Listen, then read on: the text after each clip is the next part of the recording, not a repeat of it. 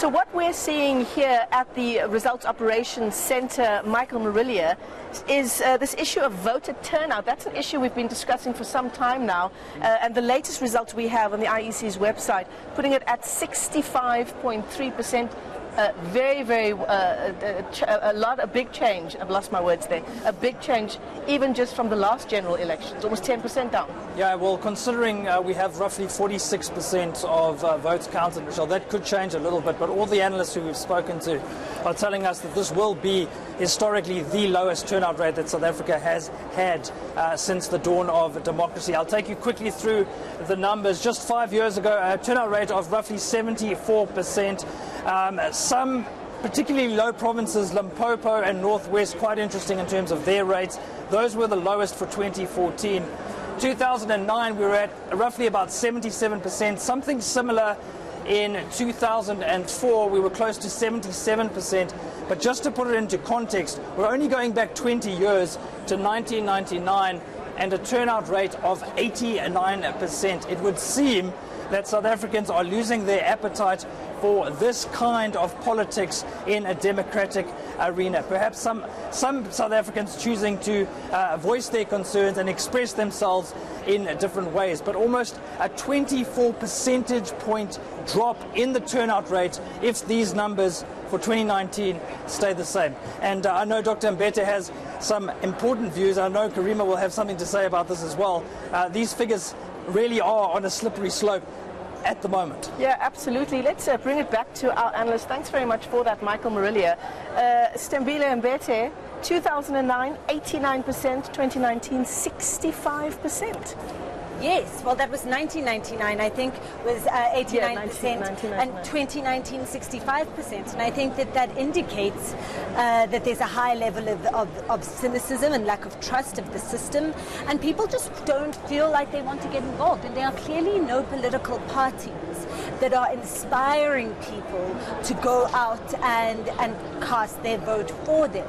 And so we really need to think about this not just as an issue for the electorate itself, but also around the parties that are campaigning, trying to get voters to vote for them. One of the interesting things about the way in which the turnout has worked out. So we've heard, and you know, some of these things are unsurprising given how low the voter registration was.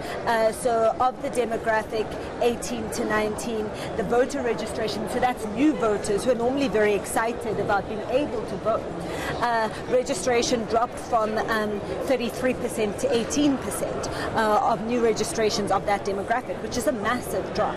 I think the other thing that is interesting, though, about the voter turnout is that what it eventually does is that it boosts, if there's a low turnout, the votes of the people that did turn out are boosted. They count for more. And so that is why you will see that the incumbent parties who are able to maintain a core of voters, so the ANC over the last few elections have maintained a core of about 11 million voters.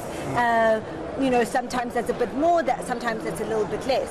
But that 11 million voters, if there are 20 million people that turn out to vote, is worth a lot less than if there are 16 million or 17 million that turn out to vote. And so the irony is that people may feel that they're making this big statement by not going to vote, but actually what they end up doing is entrenching the power of the parties that already exist, and they entrench the influence of those people that actually have come out. Is that entirely the case, though? Because it seems like there's a disconnect between our politicians, political parties, and society. Because people will argue that they're not going to vote because they want to punish a political party in power. Many would say, we don't know who to vote for. And that's what we've heard from voters on the ground when we were all over the country.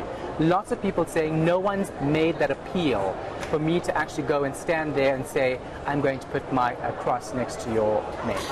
I think we need to look at this both in a South African context and in a global context, right? Because what is happening in South Africa in terms of the appetite for formal politics as we understand it, and establishment politics, is consistent with what is happening globally. In a place like France, in a place like the United States, the percentage of voters that turn out to vote is much lower than ours. The fact that we are still getting people in the 60% to turn up is remarkable, actually, if you compare to a place like France and America, where you have 30% of voters turning out, 25% of voters turning out. But there's a larger problem for us in South Africa. We are one of the most unequal societies in the world. So power isn't the issue for political parties. What you need is legitimacy. You need governance, credibility, because we are always going to have to make trade-offs with each other. And so for different communities to put themselves in each other's shoes, you're going to need a social compact of sorts. You're going to need people to be able to understand why we are freezing teachers' salaries, but we are building more schools, or the other way around. And in order for that to happen, you need people to buy into the political process. So that, for me, is the greater worry, the fact that people believe that the political process isn't really addressing, their issues. Now, I think it's Arundhati Roy who said that there are no communities that are not heard. There are communities that are silenced. And I think one of the things that we need to look at is the language that we use to engage with young people. On my show, the night before the elections, I actually asked people the question, who's still grappling with who you must vote for? And Erin Bates, one of the ENCA reporters, said she's grappling. She doesn't know who to vote for. It's such a sensitive issue for people who didn't know who to go. But then I bumped into her in my voting station, Sean. So between the time I spoke to her the night before and the morning, she had made a decision. What informed the decision, we don't know. But there were many people I have who to stop simply you. didn't know what to do. Because we have to go live to Cape Town. Leanne Jansen